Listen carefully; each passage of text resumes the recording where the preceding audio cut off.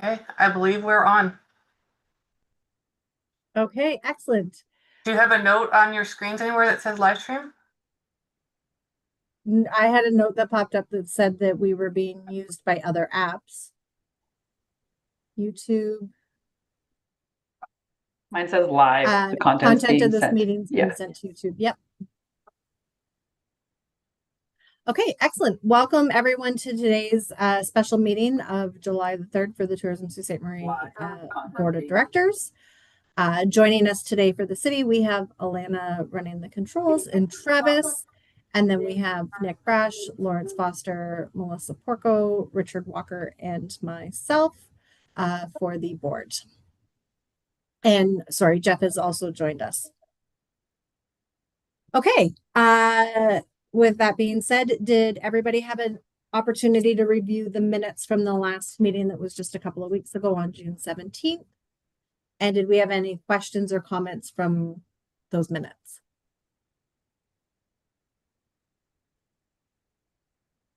No. Okay. We do have a declaration of pecuniary interest today with regards to Lawrence and You need to get those approved before you move on. the declaration. No, the approval of the minutes. Oh, I'm sorry. Yes, you're right. Thank you, Richard. Do I have a mover for the minutes from the June 17th meeting? Lawrence, and a seconder? Nick, and all in favor? Okay. So Lawrence had a declaration with regards to some of the business that we have this afternoon. We have deferred the tourism overview and update until the next meeting, as well as the financial update we will review in August.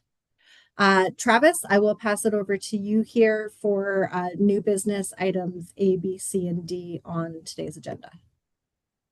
Thanks, Beverly. What a joyous day for everybody. You guys get to hear me speak the entire time. So, okay, everybody can hear me okay? Yeah, okay. So the first item I'm going to speak about is the next phase of the waterfront design. So obviously everybody is aware it was approved by City Council. We've been kind of directed, we as city staff and also Tourism Sault Ste. Marie staff, to advance the design and to pursue funding for the implementation. As we advance the design, the conversations that we've been having with NOHFC and FedNor, specifically with NOHFC, have indicated that any future application would be best served by Tourism Sault Ste. Marie. They view this as a kind of an economic development project, and they felt that the application should go through tourism as it aligns better with the organization and probably, could potentially be viewed more favorable. There's a few items that we need to address prior to applying to NOHFC. When we eventually apply and need to and move to phase 2, we'll have to have our permits in place, which is one of the key criteria, and we'll also have to be ready, very close to being ready to release a tender for the project. What we're proposing to do is advance the next phase of design that would be sufficient enough for us to apply for our permits and obtain them, which is around the 60% mark of design. The transition or the supplemental work in terms of design from the 60% to tender in conversations with O2 is a fairly quick process. So it'll well position us for that next phase, and it'll also allow us to have a much more detailed cost estimate as we go forward. What we are proposing to do, so we have accommodation in this request, is we are going to do phase 1, which is the area directly in front of Clerk Park, which includes the playground, the urban beach, as well as the pool location. And then our engineering staff has also requested that we do some additional design in the area immediately around City Hall. We have some retaining walls in that location that are failing, I guess, for lack of a better term. And I think, the positive aspect there is when they do the replacement, they want to make sure that it aligns with the waterfront design. So the cost for that next phase of design is $706,225. How that would be funded would be through strictly city dollars. So the funding would be a combination of the city's share, the city's operational tourism budget, which is funded by the MAT, as well as a $190,000 contribution from the engineering department. So there would be no cost borne to Tourism Sault Ste. Marie as part of this. However, we would like Tourism Sault Ste. Marie to hold the contract because that is the way that we will be advancing the project over the long term, should the board.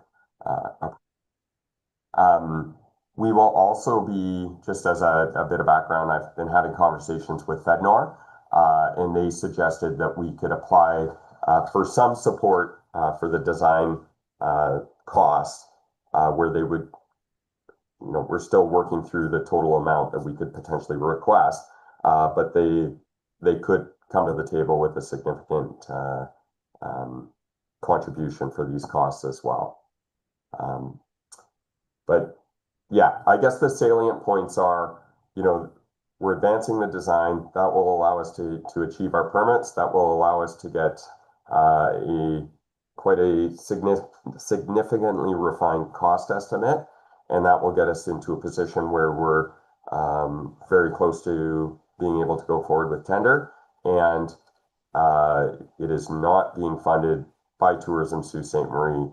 The request to sign the contract will be pending the transfer of dollars from the city. So what we're requesting is that the city provide the funding directly to Tourism Sault Ste. Marie, and until those funds are transferred, Tourism Sault Ste. Marie would not sign the contract with O2. You're on mute, Beverly. Helps. Just to confirm, Travis, the amount that we're expecting the city to transfer to enter that contract is the $706,225 plus HST. That's correct. Okay.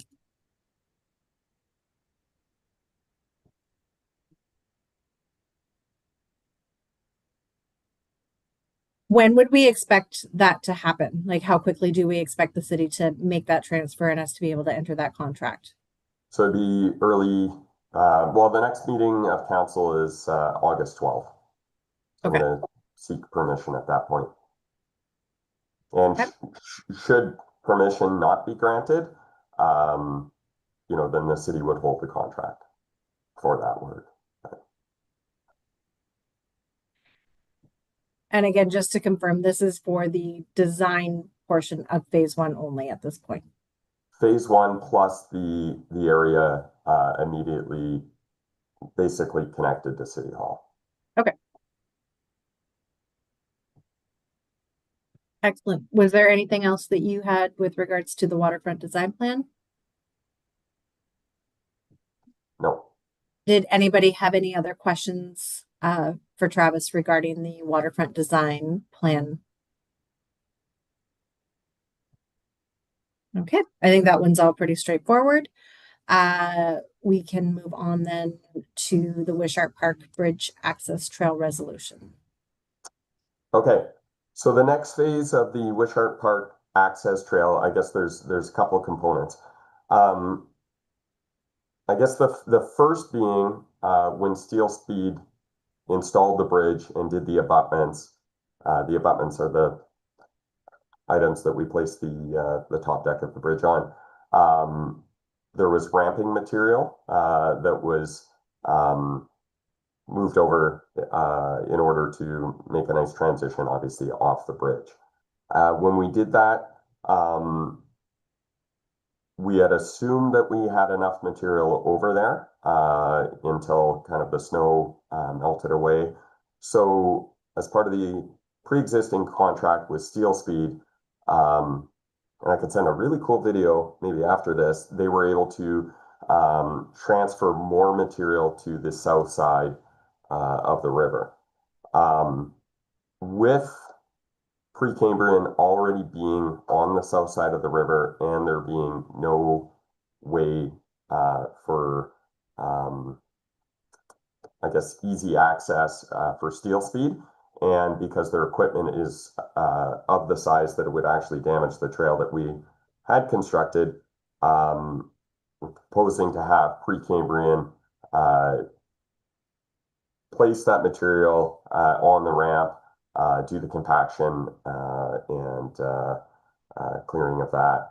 We're also proposing that Precambrian would continue the trail from the north side of the bridge directly up to Fourth Line, which wasn't part of the previous scope.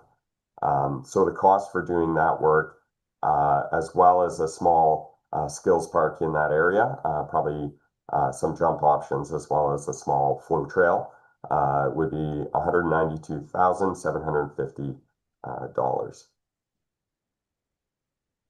Any questions?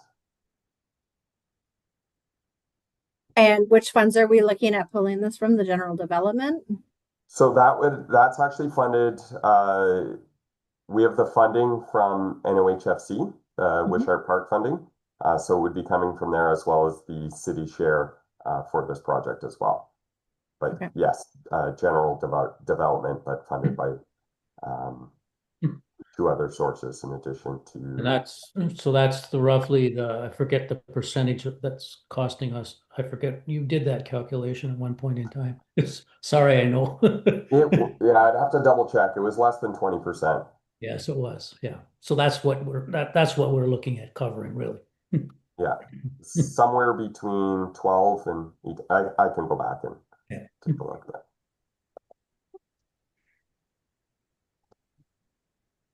Any other questions for Travis with regards to the Wishart Park Bridge Access Trail? Yeah, I was just wondering a timeline on it all, Travis. Like, when would it be completed this summer, fall? The access between Third and Fourth Line should be done within probably the next 2 weeks. And then there's parking lot access that brings you up to Fourth Line right now. So as soon as that trail's in, people can start utilizing it. What we're doing is the continuation of the off-road trail to Fourth Line. So let's say, the Salty Marie, as well as that Sioux 200 race, are planning to utilize it. Oh, wow. Nice. So, and both those events are end of July. Okay. I'll talk about the playground equipment in a second, but I was contemplating that we would do a grand opening of the park once the playground equipment is in place. I think it makes more sense to do it then versus when just the trail and the bridge are in. Okay, any other questions on that one?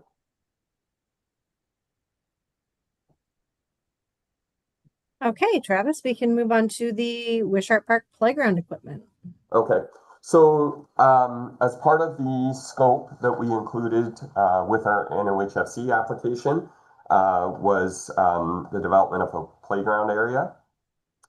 We've selected kind of nature-based, low risk, but kind of a natural playground area where we'll have a combination of slides, a really interesting kind of wood feature climbing area, and some uniquely designed playground equipment that's wood, but looks like, leaves that the kids can climb and play on.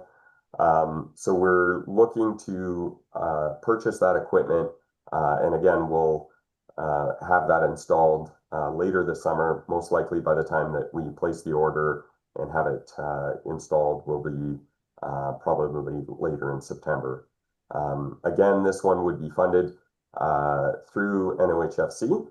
And the cost for this equipment is $174,628.21 plus HSD. And for those of you that aren't familiar, I very quickly became familiar. Playground equipment is not cheap. So It's not like the sun-burning metal slides that we used to have when we were kids, right? no, although I'd love to find some and install them. So Okay, any questions for Travis with regards to the Wishart Park playground equipment?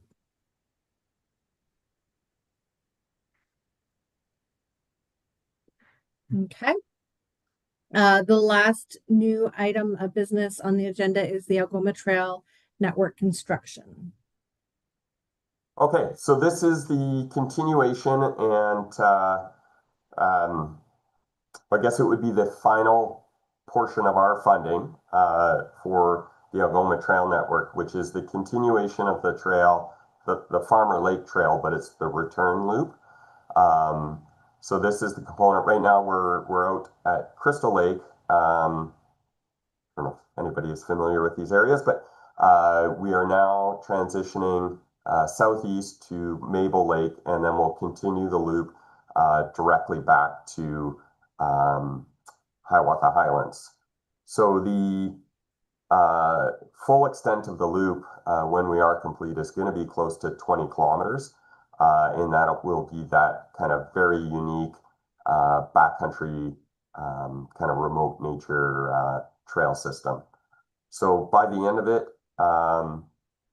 it'll have hit kind of 3 lakes plus 2 kind of smaller, they kind of look like lakes, but they're more ponds, as well as kind of these beautiful vistas and remote backcountry areas that we've actually been getting a lot of attention from and a lot of praise with respect to the visitors to the area as something that they haven't seen really in the other areas that they've ridden, you know, throughout Ontario or kind of Eastern Canada and the Midwest.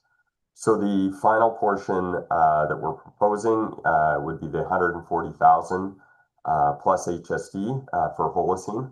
They're already constructing out at this location, and it's kind of a natural continuation for them to continue working their way around the loop. And again, the timeline on that is this season. They're going to work on this season. I should also point out that the Sault Cycling Club is fundraising for this portion. So we are going to kind of construct as far as we can, which I believe will be a little over 5 kilometers. There's some boardwalk work that needs to be done, which we're hoping the Sault Cycling Club will contribute their funds to, as well as some volunteer construction on their side. So we're hoping to, you know, in an ideal world, I think our contract will be, well, 100% our involvement will be done this year. There may be some involvement with the cycling club in terms of some final elements of it carrying into 2026.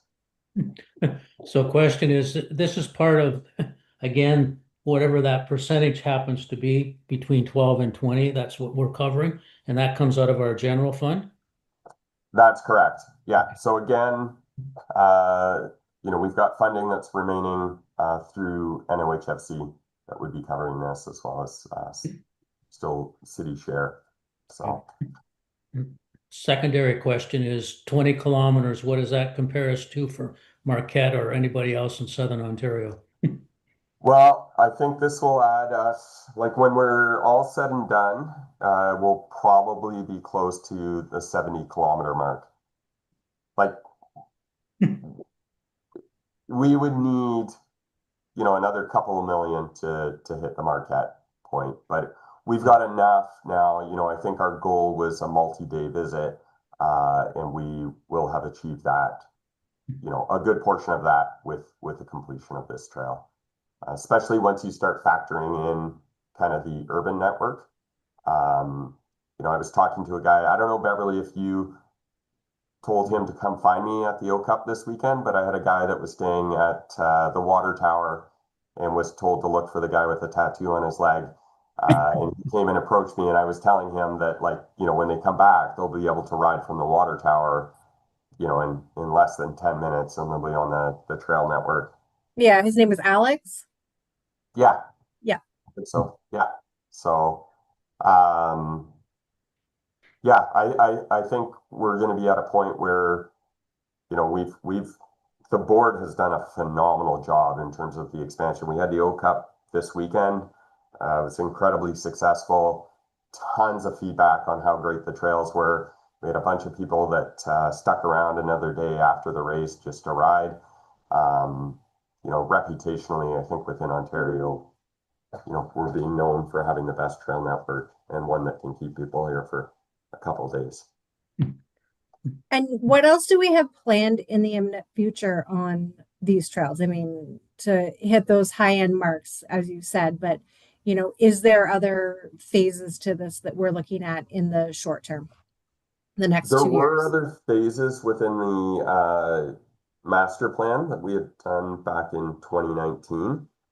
I think we need a break just to allow the cycling. I don't know if you recall, but we have an MOU with the cycling club for maintenance. You know, it's a pretty expansive trail network at this point, so I think we need a bit of time to ensure that they kind of catch up on the maintenance side. Like, they're doing a phenomenal job right now, but I think we just want to be mindful that we don't exceed their capacity. So, you know, maybe we take a break for a year or so, and then, you know, there are some other pieces that we could work in collaboration with them. They've also, you know, for their Finn Hill Trail, they raised over $100,000. You know, they're incrementally raising money for this closed loop network. You know, I think as we advance, you know, it'd be nice to see a true partnership if and when we do find more trails, to see them coming to the table with, you know, a significant portion as well. So, but I think we need a bit of just enough to ensure that we're, you know, we're building all these kind of, call it world-class trails. We need to make sure that they're maintained. Right. Excellent. Any other questions for Travis with regards to the Algoma Trail Network? Okay. So then the O Cup was a success. Did we see a lot from out of town then over the weekend, Travis? Yeah, absolutely. We had 40 more athletes this year, which is Awesome. a great bump. So we were over 200 athletes. We kind of got loose indication from the Ontario Cycling Association that, you know, it might be worthwhile. They only happen every, like, we can't bid until I think March of next year, but, you know, we might want to suggested that we should probably look at bidding for a Canada Cup. So a national event, and reputationally, you know, I think the message is, if you're going to race in Quebec or you're going to race out west, ours is kind of like a must-hit race to prep the Ontario riders for that. And just in general, people were raving about the network and the course design, so it was really good. And Awesome. who's coming to this race again? So it'll be kind of a dedicated group of athletes that are, you know, following a provincial series. You know, on the higher level, it's people that are trying to make the provincial national team in Olympics, and then there's, you know, a lot of development riders in that, and then we set up there's a longer, you know, call it marathon style race Saturday morning, which is 45 kilometers. And that's to try to pick up more of the recreational racers, so to speak. I was leading to my question is whether any US people attended the event. So the challenge right now is Cycle Canada and Cycling USA formed an agreement where you need what's called a UCI race license, which is the global body.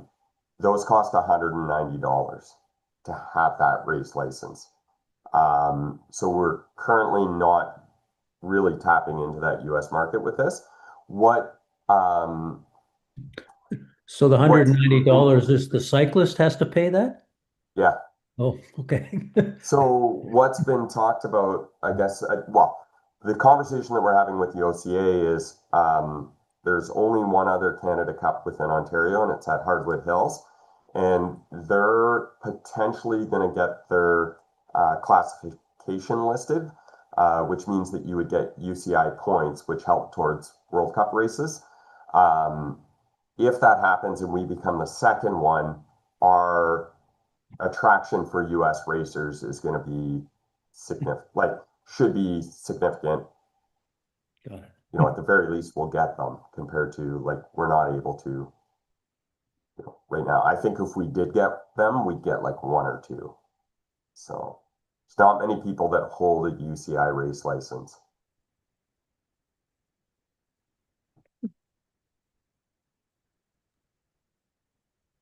Okay, any other questions for Travis on the 4 agenda items before we move into resolutions?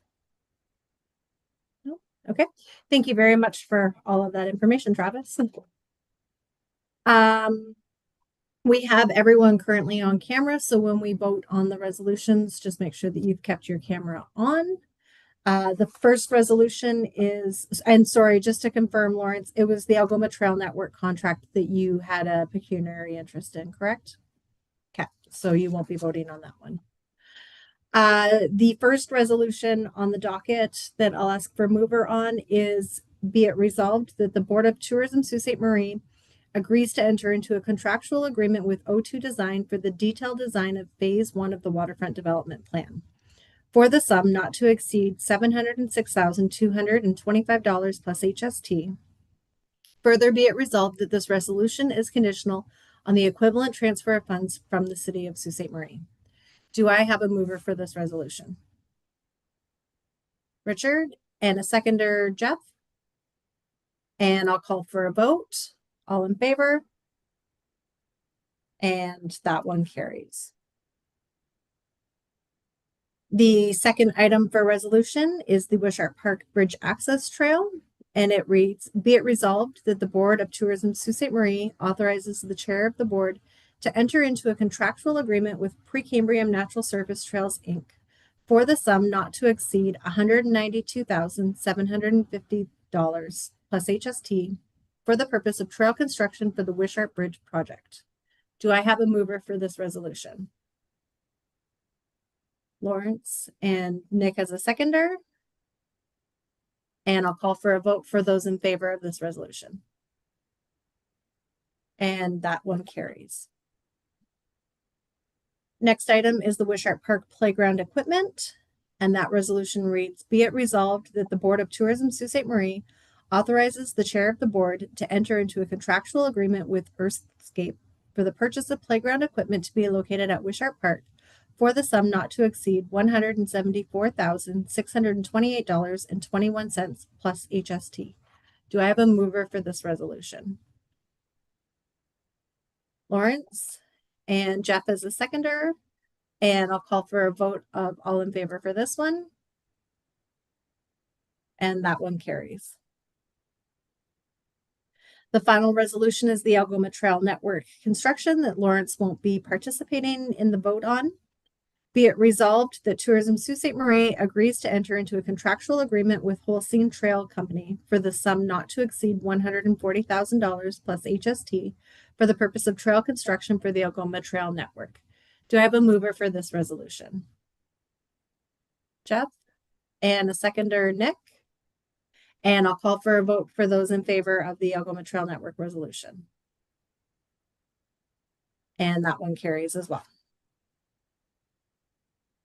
Excellent. So that covers all of the item agendas today. Our next meeting is scheduled for August 19th. Did we have anything else that we needed to cover today? Record meeting. Well, it was all pretty straightforward. Okay, I will ask for a mover for adjournment. Before we go, Beverly, I just wanted to congratulate Travis. He did a really great job with the O Cup this weekend. There's a lot of organization and a lot of time on the ground he spent there. And Travis, we really appreciate it from all the racers and all the kids that had a good time. So thank you. Thanks, Lawrence. Props. Okay, great. Do I have a mover to adjourn? Lawrence, and a seconder, Jeff. All right, we will call that a day. Everybody enjoy your Thursday.